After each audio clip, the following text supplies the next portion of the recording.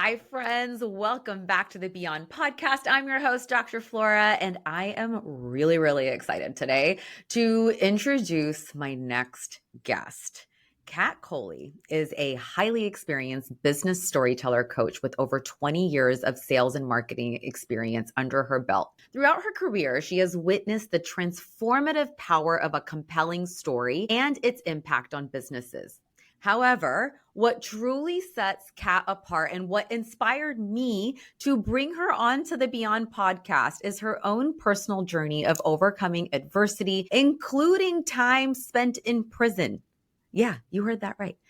So Kat has emerged from all of that as a dedicated transformational coach. Her passion lies in helping women entrepreneurs integrate their unique stories into their business identities.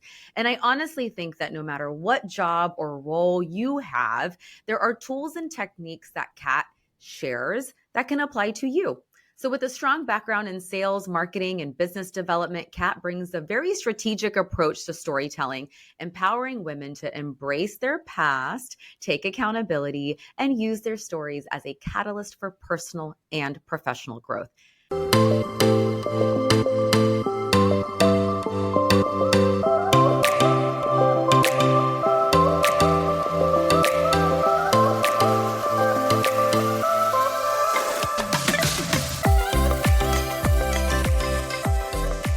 Hi, everyone. You are listening to Beyond, and I'm your host, Dr. Flora. Listen, life is hard. You don't have to do it alone. As a mindset coach, physician, mom, and an infertility warrior, I have mastered techniques to help move you towards contentment and growth. I can't wait to go along with this crazy ass life journey with you while making sure you feel like your best self. This podcast is meant to have you feel unstuck from your rut and less alone. Let's do this. Cat Coley, welcome to the Beyond podcast. I'm so excited to have you here. I am so excited to be here. Thank you for that introduction. I'm just like, wow, okay, who is this person? That's you, girl. That is all you. You did all of that. And kudos to everything. I mean, we recently met at a conference and yes. I was in one of your breakout mini sessions. And I think we had like 10 minutes. It was like this ridiculously small amount of time. It was short. But I was in awe of your vulnerability, your transparency, mostly with your origin story. So I want our Beyond listeners to hear your incredible story. Do you mind sharing it with us? Like what happened? Absolutely. I share it from the rooftop. So you know, I'll give you the Reader's Digest or the TikTok version of my story, as I always say. Reader's Digest for those who are old enough to know what that is, and then they're the ones that look at me like I don't know what that is. I'm like, okay, TikTok. Well, I think my audience is old-ish enough to remember what Reader's Digest is. My daughter was like, I have no idea what that is. Oh, yeah, our kids know nothing, yeah. So I spent the first 20 years of my adult life in the corporate America, and then the last 10 years as an entrepreneur. And the catalyst for my entrepreneurship, I always say, is it found me versus me finding it, was in those early years of my corporate career. I had a very high-paying, high-stressed, high-responsibility job in a large corporation, over 70,000 employees, I think it was, and one of their youngest executives. That being said, I was very successful, but also hiding a very big secret in that I was stealing money from the company that I worked for a very long time. And it was, of course, found out, as it should have been. There are no excuses for the choices that I made and the big consequences that came with it. And you alluded to it a little bit, at the beginning of this, in that, after I was found out, I was obviously let go, as I should have been. And then I left the city that I was in. I was telling everyone I was looking for other opportunities, but I was escaping my life, basically. Yeah. And I started a whole new life in Southern California, where I live currently. Got married, had my daughter.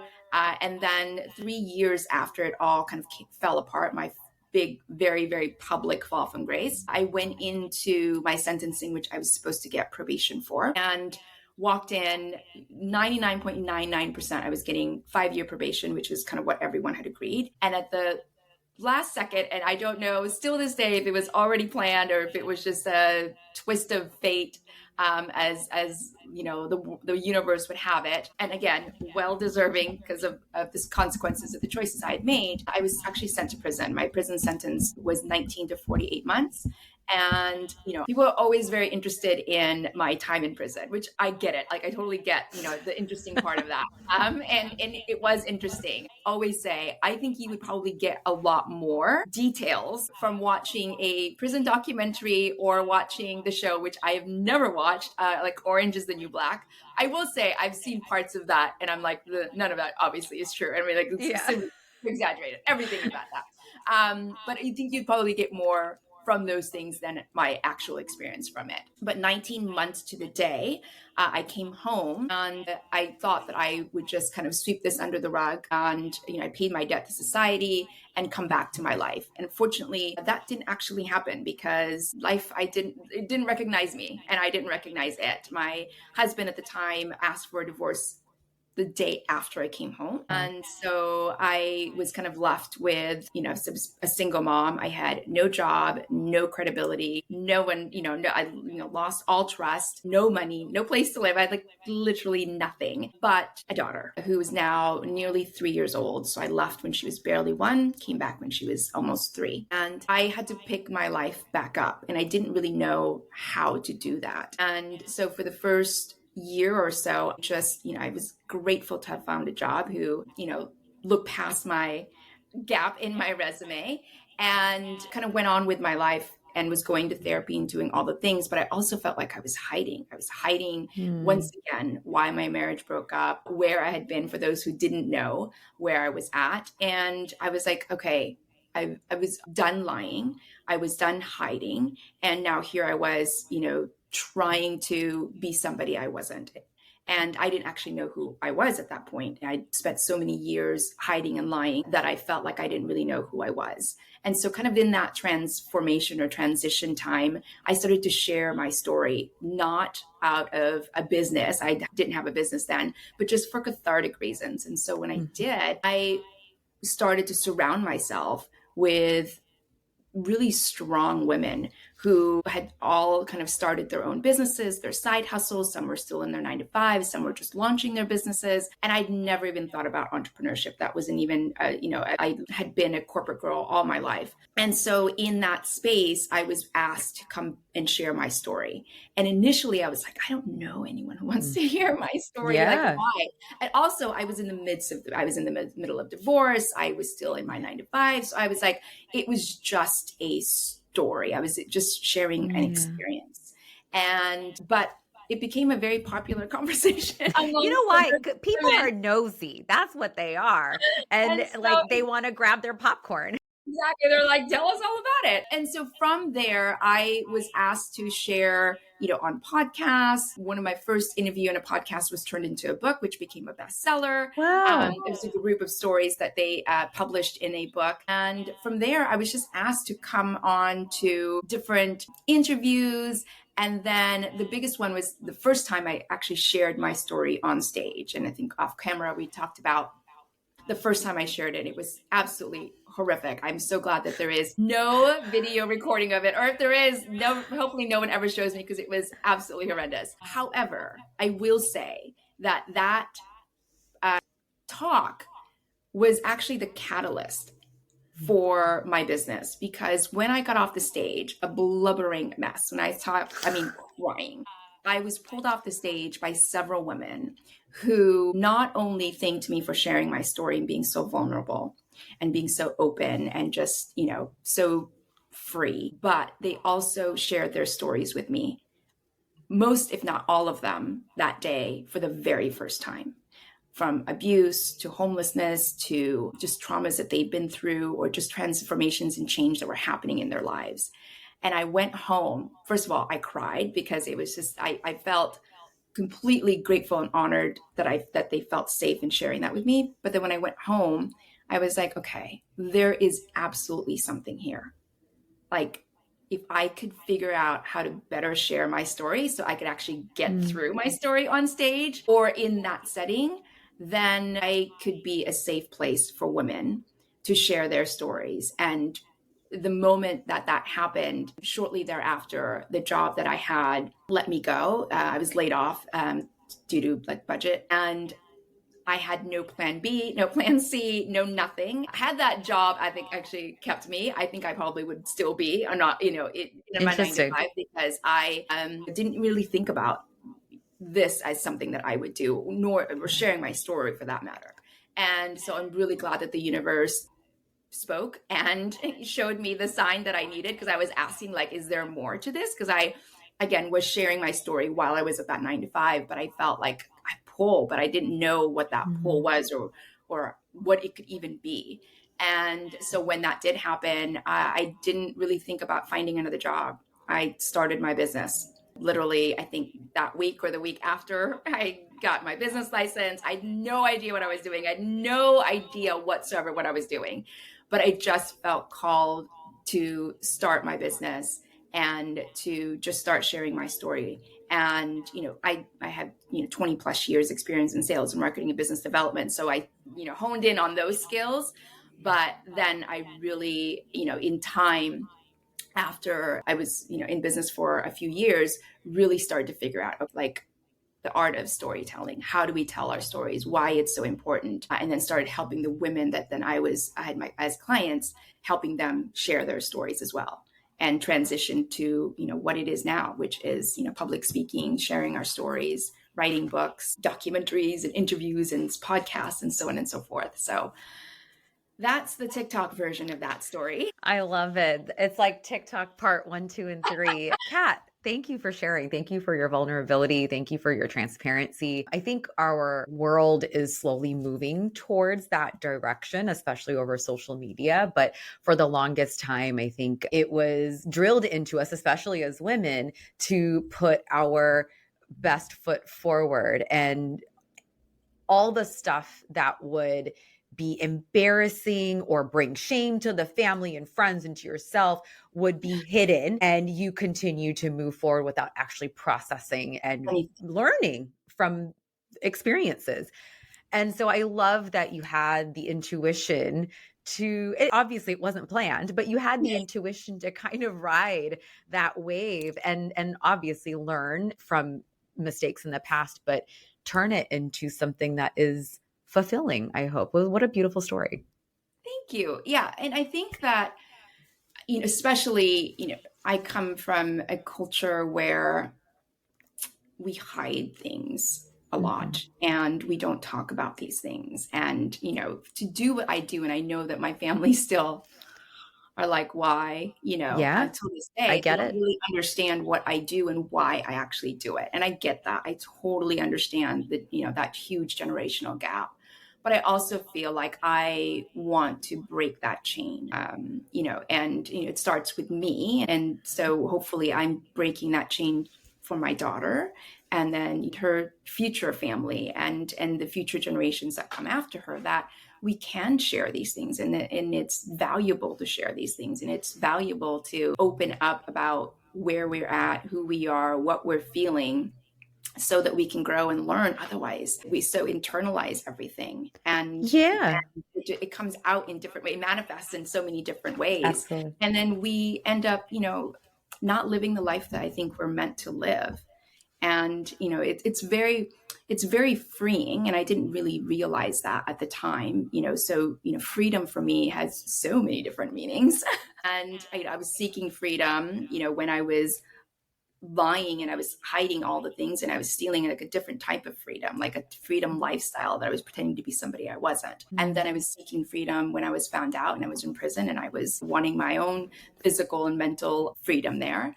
And then when I came home, I really wanted freedom from the life that I had left behind. Like I wanted freedom to share. I was talking to a group of authors that I'm helping co-write their anthology, and they were asking me about the details about, because then I only talk about, I can only talk about so many things. There's only so much time. Of course. So they were asking a lot of details. And I don't hide it. I don't, how I was found out, all the details. I don't hide that. I just don't have time to share it. And one of the ladies was like, gosh, it must be. And she was like trying to find the right words. And I was like, freeing? And she's like, yes, to show Absolutely. up as that. And I said, you know what? It is for somebody who has learned to hide who she was from a very young age and to lie at a very young age, to hide who I was from a very young age, which then, multiplied into obviously other things. It's so freeing to. Do you ever feel like you are juggling a million things at once?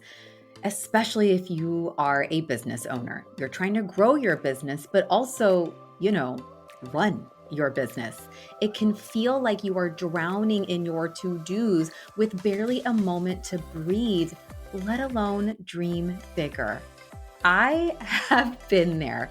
Now, look, I tried hiring a gamut of virtual assistants, but it often felt like there was just one other thing on my to-do list. I had to spoon feed tasks, constantly check in, recheck their work, and still worry about things slipping through the cracks. It wasn't until I found Savannah and Natalie at Every Virtual Solutions that I truly understood the difference between help and the right kind of help. They have extensive marketing, development, and executive assistant backgrounds, so they can take the weight off of your shoulders so you can focus on what you do best, being the visionary. Book a free discovery call on their website and mention this episode for a 10% discount for your first 6 months. Head over to everyvirtualsolutions.com. That's EVERAE virtualsolutions.com. Whether it's web design, content creation, email management, social media, PR, or anything in between, I know you will find a way to work together to lighten your load. It's time to end the burnout and start focusing on you. Not have to. You're absolutely right. The catharticism that we get from being transparent, open, and vulnerable. It doesn't mean that, everyone needs to go on social media platforms or public platforms and share, but Yeah. the ability to be yourself and own your story, Yeah. own your humanness Yeah, is all of it, so much. all of it, Yes. not just the Yes. highlights. Because right now that's what we see. Everyone is Mhm. showing, their best selves, the best versions of themselves. But I think a lot of us live in the worst versions of ourselves, and there's nothing wrong with Absolutely. that. There's absolutely nothing wrong with Yes. the low lights because that's where we grow. I mean, Yeah. yes, I celebrate wins. Yes, I celebrate when I go and do the things that I was been on my vision board for years. As you should, by the way. It's Exactly, as important we to should. acknowledge that. Yes. But I also need to celebrate the things that I've gone through, the Mhm. transformations, the lows, the when there was nothing happening, or Yeah. when I don't want to get up in the morning, when I don't want to do this kind of work, but when I get tired of hearing my own voice and my own Yeah. stories. I think there's we do need to celebrate those things as well, and we also need to talk about it. But yeah, I think there's some boundaries that we need to have out there because I also see the other side of Yeah, society. there's right, and there's definitely a different purpose for those types of people. Exactly. For so a lot of people, and most of my audience is women, but for most people, public speaking is probably one of their biggest fears. Like they'd rather, I don't know, do something very horrendous than speak publicly about anything, right? Whether it's just a normal presentation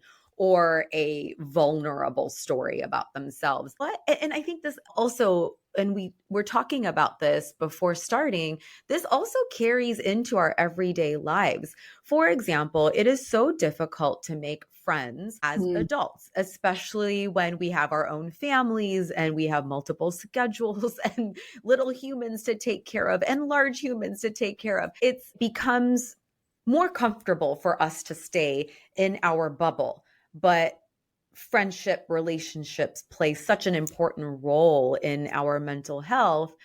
But a lot of people are like, I'm just not going to go up to some random person in a coffee shop and say hi.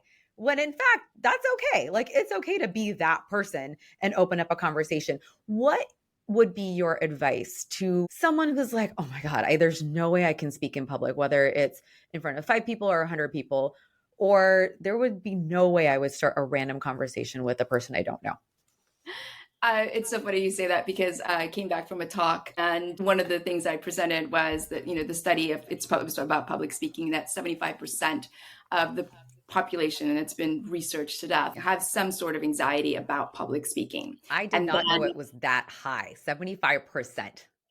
That's And crazy. so there is a quote that Jerry Seinfeld did. I think it was in one of his comedian stints. And he said, based on those numbers, based on the 70, I think he used 70, but I think now it's like 75%, but let's just say 70%. He said, if someone was at a funeral, 70% would rather be the person in the casket than the person giving the eulogy. And I love that analogy because it really does speak to how much the anxiety that people have, with public speaking. Now, I will say that because I started my corporate career at a very young age, I had to get up in front of, speaking in public for, at a young age. So, my early 20s, even though if I was scared, but, Fortune 500, Fortune 100 companies, CEOs, C-suites, that was one of the things that I had to do. So I got very used to speaking in public. That being said, there's a difference when you're speaking for work purposes and you are talking strategies and sales about somebody else's business, somebody else's company, versus talking about yourself. The second that you have to talk about yourself and engage from that perspective, the judgment really comes in. And I think that is where the big anxiety comes, is this judgment. And I totally get it. I get it. People, we don't want to be judged, and we are our own worst critics, of course. And so if I'm talking to a group of people and, 70% of them are scared to do what I'm doing, being on stage, then my advice to them is to start small. And it can be meeting somebody at a grocery store or a coffee shop and saying hello, but it could just be hello. Yeah. Like, it doesn't need to go any further than just hi. Like, talking to the barista, how's your day? Like, those are really small steps.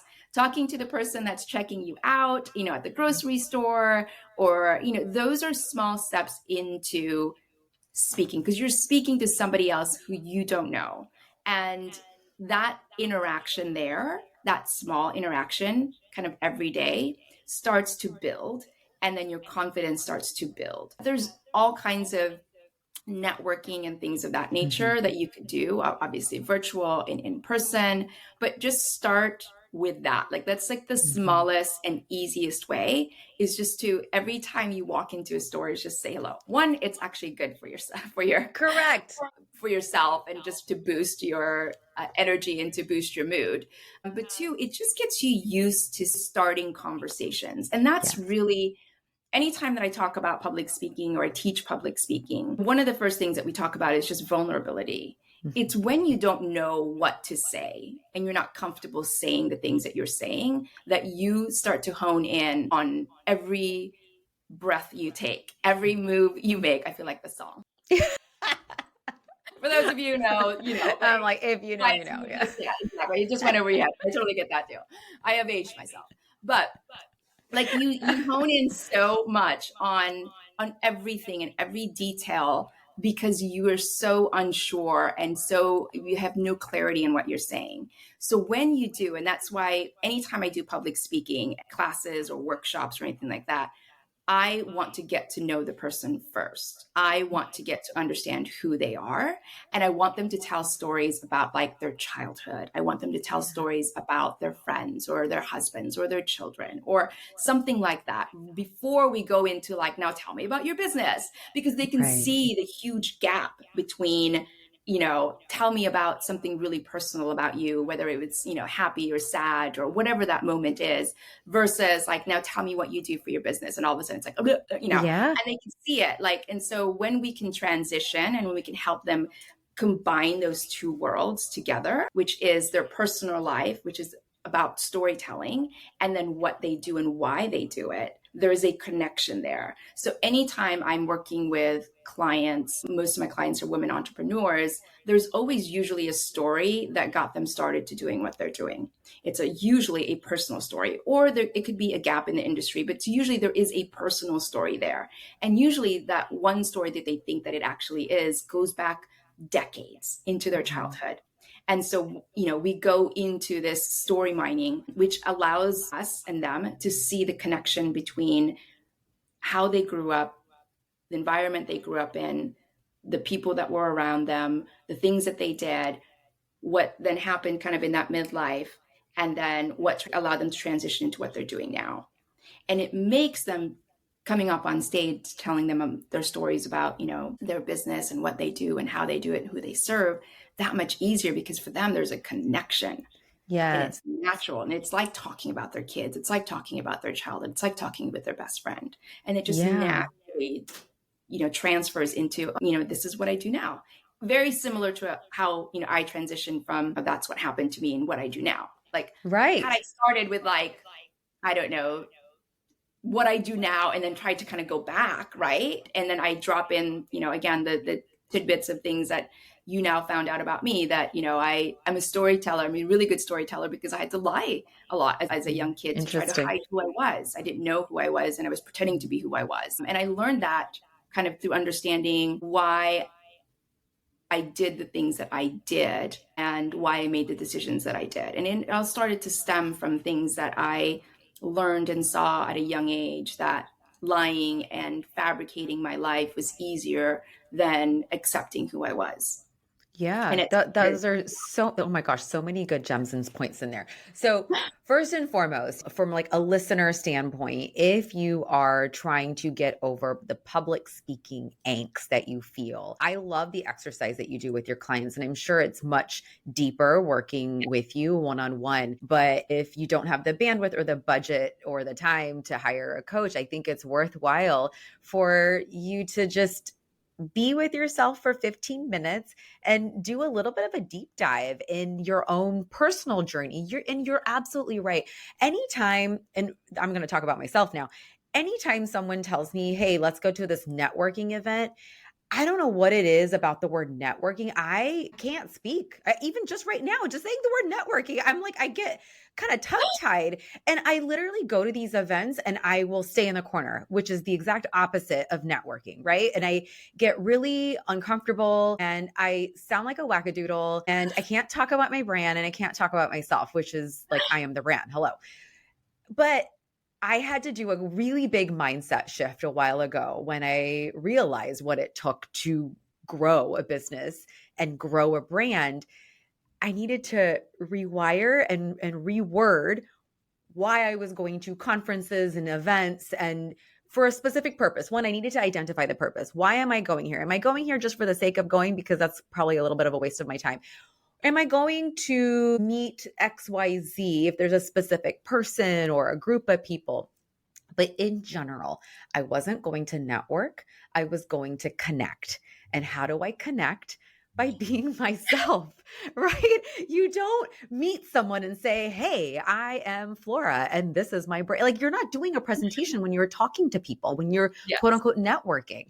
And so I think it's such a good highlight to just keep in our minds, even if you are trying to sell yourself or if you are going to a networking event, just ask a person like a human being about themselves. Like, people love to talk about themselves. So Yes. it's okay to start off with like, "Hey, Kat, I love that fuzzy sweater that you are wearing. It's super cute and it looks really comfortable."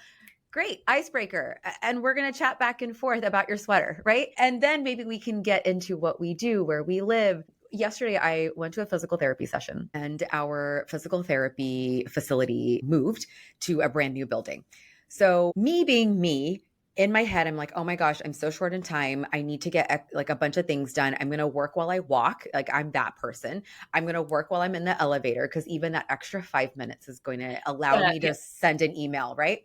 So I was walking into this new building. I had no idea where I was going. I was slightly glancing up for signs to tell me where to go. And there was someone in the elevator with me, and we were clearly going to the same place. But me being in my own little world, I was on my phone, sending out a text message, sending out that last email. And the elevator doors open, and she was like, "You seem really busy." And I'm like, one, I don't know you. Hi. But two, I'm like, "You're right. I am." And she was a little bit older than me. And she was like, "I'm assuming you're going to physical therapy," because I was dressed in workout clothes. And she's like, "I hope you take this therapy session just to unplug and just be because you're doing this for yourself. And you were, I was just remember thinking, like, this is what I normally coach on. And here's this And you random, consumed me for like 30 seconds. and it was just See right through crazy. me. A stranger reminded me to be present. And that was our opener. Like, we sat and chatted for 10 minutes while we waited for our trainers or our physical therapists to open up their slots. And it was so cool. And it just kind of goes back to what you were saying. Yes, she initiated the conversation, but I feel like looking back, I could have probably done the same thing. Hey, you're going to the physical therapy? Oh, what do you think What do you about the think? building? Yeah, is this your first time here? Did you see it before? Easy. And Yeah. I didn't know this person. We exchanged names, and it was cool. It was a nice little highlight. And it's just, again, a great reminder, like, one, for us, and I'm just as guilty as anybody, like, to look up from my phone. I get it. I totally get it. But also that it's not as difficult as we make it to be. One of the things I teach, for public speaking is the delivery. And they're like, I just don't know what to do with myself. I don't know, like, how do I position myself? Where do I go? Where am I? And I always tell them, I said, that's one of the last things that we're going to do as far as like a workshop or when I work one-on-one, because that has nothing to really do with what you're saying. Because once you start to get really comfortable, like, imagine yourself like sitting at a bar or by the beach with your girlfriends, and you're digging into stories, and you're talking about all the things, the kids, the husbands, the whatever, just doing your stuff, and you're laughing, you're absolutely like, you have no concept of time or people around you. Like, it's so natural. Like, everything just comes out natural.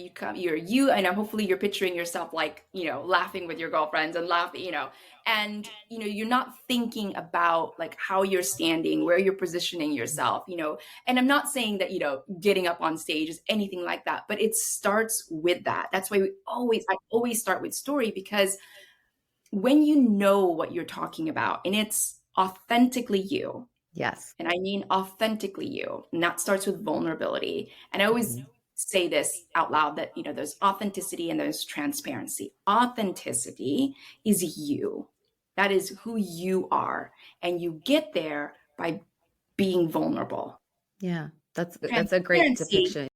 And transparency is telling the truth. Like, people always like, oh, I'm transparent, and I was like, yeah, there's absolutely that. I get that. And I hope everyone is. However, it's different than being authentically you. And that Thank you for breaking that down. I think that's important for everyone to understand. Yeah, to understand, I really do. I didn't understand that either. I thought just by starting to be, transparent and telling the truth and telling my story, but I also, when I first started, wasn't being me. I was just telling a story. I was telling an experience that happened to me, but I wasn't being really me, because I was still very afraid of the judgment, very afraid of everyone's opinion, very afraid of, and what everyone would think of my story and me, and or the fact that maybe I was glorifying my story. And so I would downplay me, but that wasn't actually me. So I always felt like I was telling my story, but also like somebody else's story, that like I just happened to be like, in the front seat of all of it, front row, watching it all happen. And then when I started to really be vulnerable, that is when the authentic side of me, and that's really, I can tell between the moment that I was authentically me and versus the moment that I was just being transparent. I can tell on stage, because What did you notice? The way in which I stood, the way in which I spoke, the way in which I delivered the talk. Like, I could tell, like, a very polished corporate, smile, and I was waiting for someone's reaction versus just me being me, and not really waiting and not knowing, not anticipating what the response was going to be, whether it was, gosh, I'm walking away because I don't know where the story is going. And I get that as well. I get my story is very polarizing and also very triggering to some people. So I would like put on this facade, and then I realized, like, that's not really me. That's just me telling a story about what happened to me. Like, I'm sharing an experience. Like, if I'm going to tell my story, I've got to tell my story. And I really, it feels like night and day. I know it was a transition and it took some time. It wasn't Of overnight. course. And I would always be scared, like that anxiety would come because I felt like I had to put on a facade to get up on stage. And now it's just my story. It's just me. Yeah. It's just It's what I you. do. It's a part of you. It's a part of me. Yeah. It's not my identity, but it is a part of me because I would not be here talking to you even if that hadn't happened. Absolutely. Things then happen on stage that are out of my control. My last speaking engagement that I was talking about with you, like I couldn't see the slides because there was a screen that was supposed to be behind me, but it wasn't there. And so I couldn't see the slides. I didn't know where I was at. So I needed like audience participation. So and you had to pivot on the spot? literally like as it That started. gives me anxiety. That gives me anxiety. I am so type Well, A, I but spoke yes, I for understand that happens. 40 minutes not knowing which slide I was on, and then asking like, are we on the same, are we good? And then part of it I would go into the audience because I had to get off the stage so I could actually see their screen. Smart. Yeah, but if I hadn't, one, obviously practiced what I was talking about, but be who I am and be authentic to me, and I would have channeled that nervousness or that moment into absolute chaos. I wouldn't remember what I was saying, even if I was looking at Yeah. asking or when the audience is like, I don't think we're in the right slide, and I have to go back and I'm like, oh my goodness, okay. Yeah. Yeah. I think anyone at that, and so it really actually did show what public speaking is like. And Yes, and absolutely. it's true form that if you don't know and if you're not comfortable up there, and you haven't practiced and you haven't done all the things and you're not comfortable with the story and you're unsure and all you're doing is reciting and memorizing, Yeah. which is one of the worst advice I've ever been given as a public speaker. If you're just memorizing and that happened, I mean, I think your whole talk would just go You're out the window. done. That is such a good point. And that's where being yourself and being authentic really kind of plays a role into any form of conversation, but especially public speaking. Well, is there such a thing as too much storytelling? Like, when does sharing your story, sharing your truth turn into, okay, we get it, wrap it up? Yes, when the speaker is using it as a therapy session. Yes. And so I've been there. There's this term, I don't like to share it because I think there is a time and a place to vent and to trauma, to share your trauma, but there is a term, like trauma dumping, and what that does is if you're not skilled on how to share your story, then you trigger a lot of people in the audience. Yeah. And it just becomes this vicious loop of, they trigger you, you trigger them, and then you can't get out of it. People find no point, and people who are there for a purpose and a reason to not just hear your story, then you just kind of fall into this huge hole that no one can get out of, and you have there's no way out of it other than just to be like, okay, my time is up and I got nowhere, and the audience is like, that was exhausting because you took us. Anytime that I'm sharing, anytime my clients are sharing, whether that's on social media, on stage, podcasts, wherever, I have to always ask myself, and I have to ask them, what is the reason you're sharing? What is the purpose? If you're sharing just to share, maybe this is not the platform for that. There it is. Yep. Your girlfriends, your close, your besties, some close biz besties, if that's what you have. But if it's to actually have the audience walk away with something, and those things are usually and typically fall into like 3 categories. It's to inspire them, it's to motivate them, and it's to transform them. Those are really the 3 things. And then you can kind of tailor your talk to those things. So if it's to motivate them to do something, then there better be a very strong call to action for them to do. If it's just to inspire them, then you better have a good beginning, middle, and ending of that story. If it's to transform them, then you better have something that you're teaching them so that they actually walk away with something tangible. Yeah. So if it's one of those, it usually falls within one of those 3 things, then you'll know how to tailor your talk. So I have the same talk. Obviously, it's the same story, but I have to tailor it differently depending on who's in the audience and what I want them to walk away with. My last talk, you couldn't pitch. That was the thing. Like, you could speak, but you could not, pitch a program, a service. So the only thing that you could do would be to get them to connect with you, which is fine. Sure. There's a time and place for everything. So my next question was, if I can't sell on the stage, right? Mm-hmm. That's not what the purpose of this talk is, then what's the next thing? My purpose was to inspire. And so my talk leads directly into that. And because it was, a room full of 150 business owners, women in all different levels of business and entrepreneurship, and some still in their career. So I really wanted to inspire them with my story. And that's the version of the story that I tell. But if it was for a call to action or to motivate them, then the version of my story then changes a little bit, because the ending will change. Sure. I will ask them to do something, or I will ask them to walk away with some tangible things that they could utilize.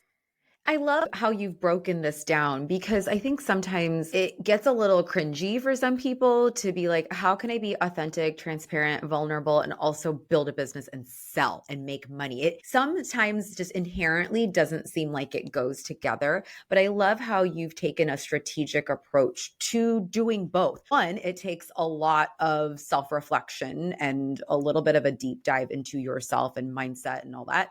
And then it becomes more strategy based. Okay, so you're comfortable with yourself, your story, your authentic version of yourself.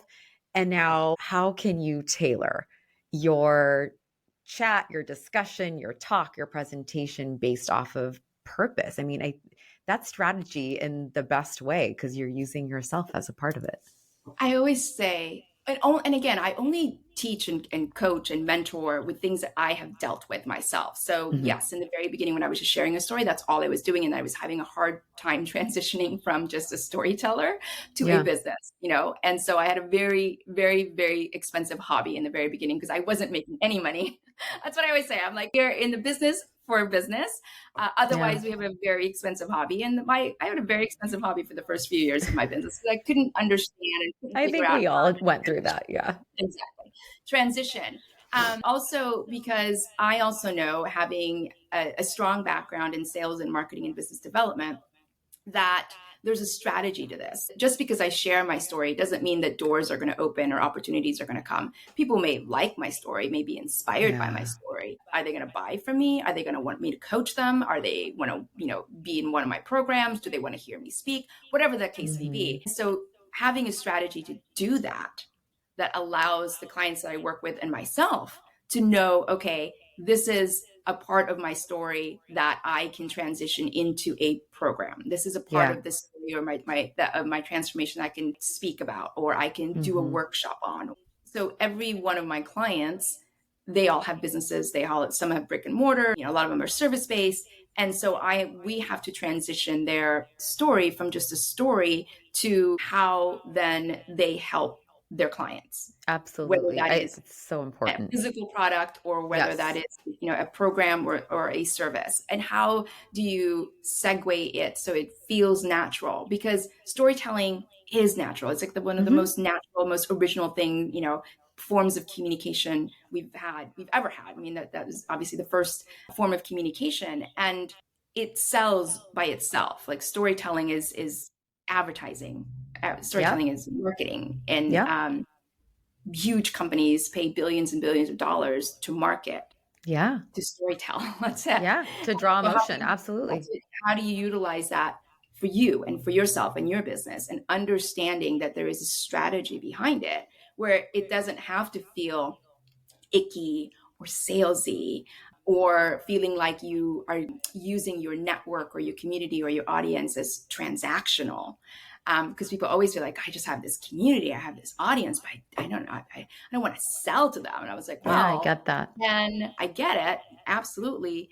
But then you may want to find a 9-to-5, because if you don't want to see this audience that you have, who you have their, attention, maybe not undivided, but you have their attention, and they're there for a reason. And if you are not selling to them, then there's somebody else that is selling to them, and that's where they may go. But so getting people and getting my clients comfortable with connecting their stories into a marketing strategy and a powerful brand message that connects with the right people is the key. The added bonus is just like being able to be yourself. Actually, it's the first bonus. Showing up authentically as you, being transparent, and having genuine connections. That's one of the first things that I actually really found, again, because I'd spent so much of my early adult life pretending to be somebody I wasn't, that I didn't really know who I was. And I didn't know the version of me that would show up for people. Yeah. I didn't know, like, I was a different person for everybody, really. Yeah. Like my Yeah. bosses, I was different. My partner, I was different. My friends, I was different. Every person I met was a different version of me. Yeah. And it got very confusing as to who I actually was. And I didn't really know. I'd been lying and hiding for so long. And so this is me. Like, you get me here, and then the cameras will turn off, and I may be a little bit quieter, but I'm the same me, off stage as on stage. Yeah. And that's It's so the important. part. It actually takes less energy to do that God. than to like switch your faces. I'm curious, from your perspective, what is your most annoying filler word? For me, it's like, because I always say it, but how do we detox from those filler words? Mine is, Interesting. only because I've said it a lot. Every time I listen to a podcast, because I would be like, I would listen, and I would say, and I would say like, and I was like, oh, I don't like those words. And I would go into, so any conversation. And I find that to be true, even in not just when I'm on, podcast or being interviewed, things like that, but just talking to people. Same. I'm like, and they do it too. And so it goes back and forth, but that is a filler word. One of the ways as a public speaker that you can get away from that is, one, if you're aware, self-awareness is the first thing. And once it's pause. You pause. And there's something about pausing on stage as well that sounds scary. It sounds scary, but it is one of the, I say it's a power move on stage when you pause. Ooh, people always want to fill every second while they're up there, right? With a word, even if it's or like. I do that in normal conversations. I get uncomfortable with silence when I'm around people I don't know well. Yeah. Exactly. When you pause, it's a learned thing, obviously. It's a learned skill. But when you know what you're talking about and you're transitioning from one thing to another, you've just dropped a bomb. Anytime I drop the bomb of my story, I pause. One, it allows people to be like, before I move on, because sometimes they're like, I'm sorry. Wait, what did she just say? I think she said, wait, what? And so sometimes I have to repeat it because they're like, there's no way that word and that person go together. I had the exact same thought during that little breakout session. You did pause, even though you had only 10 minutes to do this whole session. And in my head, I'm like, wait, did she say prison? Wait, did she actually wait, did she say stealing money? And I just I looked back at a friend and I'm like, did she say stealing money and she went to prison? And she's like, yeah, I think she did. I'm like, wait, what? See that story? This public speaking breakout just went haywire. I don't know what topic she's talking about now. So I've learned to pause, because before, when I wasn't comfortable sharing that story, I want it, and I find this to be true for a lot of people. They want to get to the end where they may be selling or they're pitching, and they want to rush this part. That part is actually really important. One, it's such an important part of who I am today. And I have to honor that, whether I love it or hate it. I have to honor it. Every time I say it, it doesn't define me, but it is a part of me. So every time I say it, I do have to pause. Because sometimes, again, even because it's been years now, I think back and go, yeah, that I did do that. Like, that did happen in my life. Like, I was gone for that long. Like, all of that, like, I did experience like the most horrible thing that I've ever experienced in my life.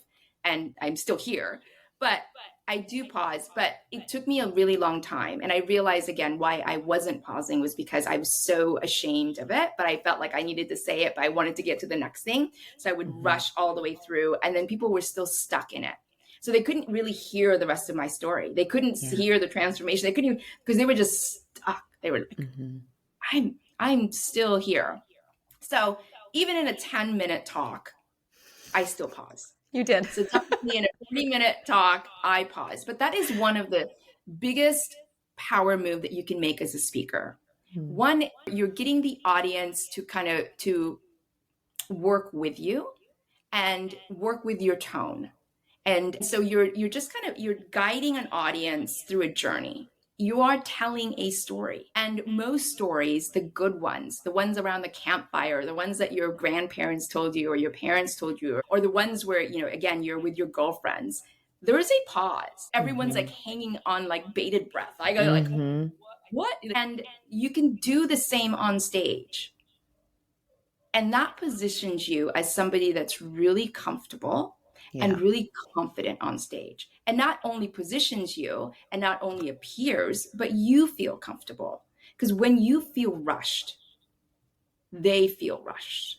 Makes sense. You set the tone and the pace. And that's where delivery comes in. One of the things I talk about on my talk is that in my 20 years experience in the corporate world, I had the front row seat of hundreds of keynote speakers because I did event planning for Fortune 100s and Fortune 500 companies and like top levels, big CEOs, intimate C-suite for 10 people, all the way up to 10,000 people, all the way up to citywide events, like hundreds of thousands of people, like the NBA All-Stars. And one of the main thing that most of them, 99.9% they have, is they bring in a keynote speaker. And one of the things that I was privileged enough to be part of was to see them, one, rehearse, because all the great ones rehearse. So I've seen the biggest keynote speakers out there. I've seen them many, many times. So I've seen them rehearse. I've seen them from the front row seats. So I've seen them present. And I've also seen it from the backstage. So I see how the audience has responded to them. I've seen what really makes a really good speaker, obviously, is a really great storyteller. It doesn't really matter what line of work they're in. Yeah. I've seen some that are paid hundreds and hundreds of thousands of dollars to speak that are really, really great. And then some that are paid the same that are terrible. And the ones that are really great are the ones that can tell a story really, really well. And that can really take the audience through a journey, through an experience. And those are the ones that get return, are asked to come back, are paid, are paid hundreds and hundreds of thousands of dollars, but are really, really well known. One of the ones is, Brene Brown, Oprah, Tony Robbins. They're really, really great speakers, and they have a story for everything, and it seems natural. Right. Like some of them get up there, like you feel like they've just like walked on stage and had a conversation. Yeah. But I've watched them hours before doing exactly that. So one, it doesn't come naturally. Like I hope people really realize that public speaking is not something you are born with, that it is a learned skill. So I think anyone can learn it, regardless of the level, of fear you have.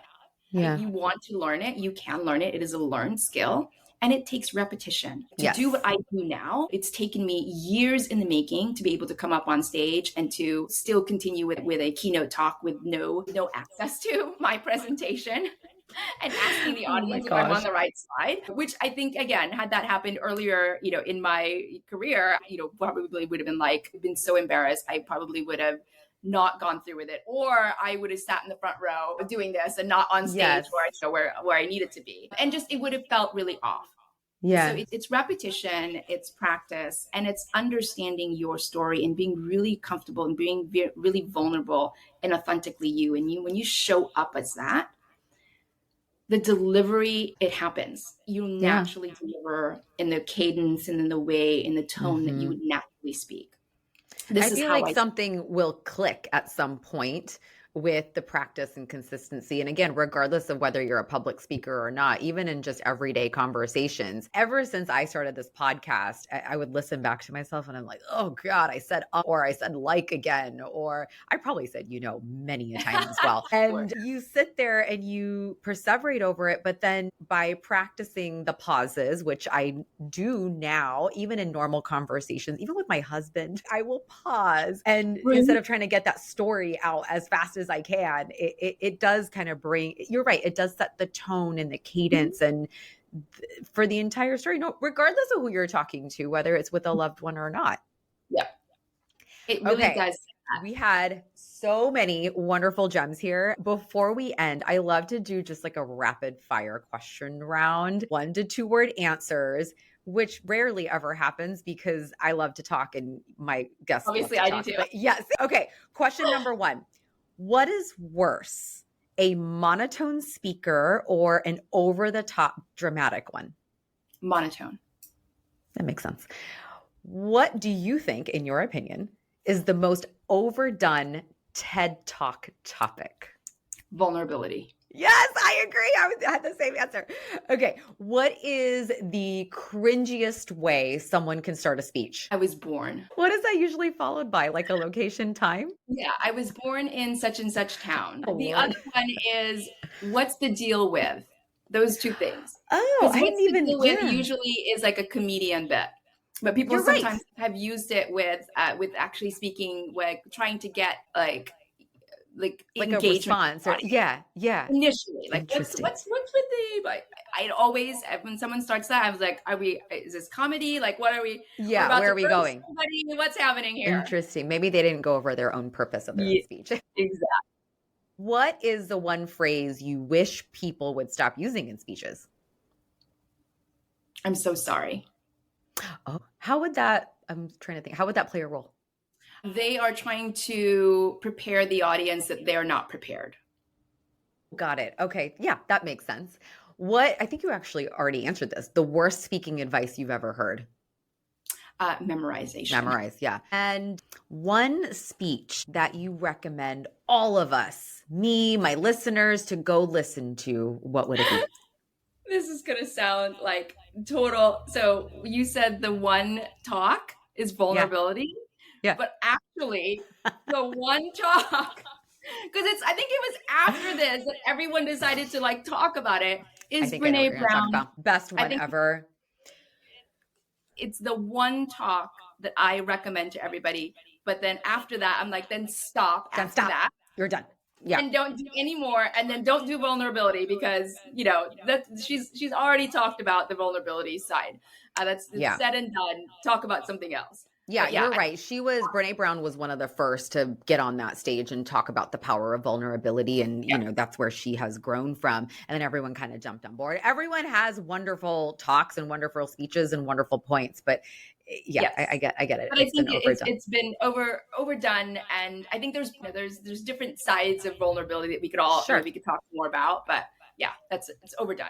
I will say that I also had a talk of vulnerability. So yeah, I talk about it all the time. We talked about it we talked about it during this podcast. It's not a bad thing. It's just overdone. I get it. Kat, thank you so much for being here. I had so much fun and I've learned a lot. I hope our listeners learned a lot. Where can people find you? You can find me, probably the best place is on Instagram. I am at The Real Cat Coley. That's where I share some of my talking points, hacks and hints and know-hows, and also where I'm speaking. So I kind of speak all over the country, and hopefully there's somewhere close by that you're there and you could be in the audience. That would be wonderful. Or we could share a stage together.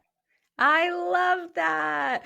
Well, Kat, we're going to put all of this information in our podcast information page. So my Beyond listeners, you know where to find Kat. Thank you to Kat. Thank you to my Beyond listeners for being here. And just remember, Beyond listeners, this podcast is a two-way conversation. I'd love to hear from you, as would Kat. If something in today's episode resonated, tag the both of us on Instagram or wherever your social media platform is. And if you found this episode helpful, the best way to support the show is to hit that follow button on your listening platform, leave a quick rating or review, and then share it with somebody. Share it with anybody, your mom, your sister, your friend, a colleague, a biz sis. I think you mentioned, I love that phrase, by the way. Let's continue to help each other and to live beyond our labels, live beyond our boxes. That's what this podcast is about. And truly, your support means the world. Thanks for tuning in. And as always, remember, mindset is medicine. Keep showing up for yourself, and I'll see you next time. Bye. Thank you so much for joining and spending your precious time here with me. As someone who prioritizes her energy, I am so grateful that you chose to spend yours here. To help me help you, please take an extra 30 seconds of your time to rate and review the podcast on your listening platform. For more tips and a behind-the-scenes look into my life, follow me on Instagram at Dr. Flora Sinha. That's Dr. Flora Sinha. Finally, connecting with you truly fills my cup. So DM me on Instagram, email me at florasinhamd@gmail.com, repost if you love this episode. I love hearing from you. I am so grateful for you and cannot wait to be back for the next episode. Bye.